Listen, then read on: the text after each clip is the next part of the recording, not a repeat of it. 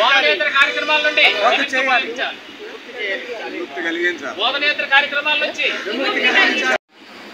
ఫ్యాప్టో సంఘ సభ్యుడిని ఈరోజు ప్రధానంగా రాష్ట్ర వ్యాప్తంగా 26 జిల్లాల్లో కలెక్టరేట్ల వద్ద ధర్నాకి రాష్ట్ర ఫ్యాప్టో పిలుపునిచ్చింది. మా డిమాండ్లు ప్రధానంగా పంచాయతీరాజ్ హెడ్ మాస్టర్లకి కూడా MVO 1 పోస్టులు ఇవ్వాలని అది ప్రధాన డిమాండ్గా ఉంది.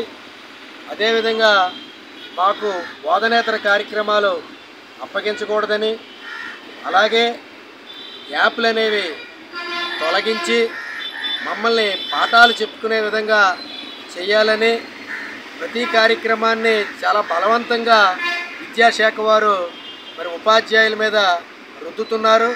ఆ బలవంతపు ఒత్తిళ్ళన్నీ తగ్గించాలని చెప్పి కోరుతూ మరి ఈ ధర్నాని పిలుపునివ్వడం జరిగింది.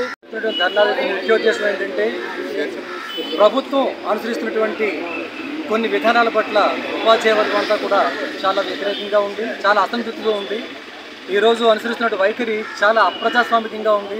ముఖ్యంగా ఉపాధ్యాయులు ఏవైతే ఆశించి అన్ని రకాలుగా కష్టపడుతున్నారో వాళ్ళ ఆశలకు అనుగుణంగా మాత్రం ప్రభుత్వ విధానాలు అయితే మాత్రం లేవని విషయం మాత్రం సుస్పష్టం. ఈరోజు చెప్పుకునే ఉన్న మహాప్రభువుని వేడుకుంటున్నారు కూడా ఉపాధ్యాయుల వర్గం అంతా కూడా చాలా సతమతమవుతూ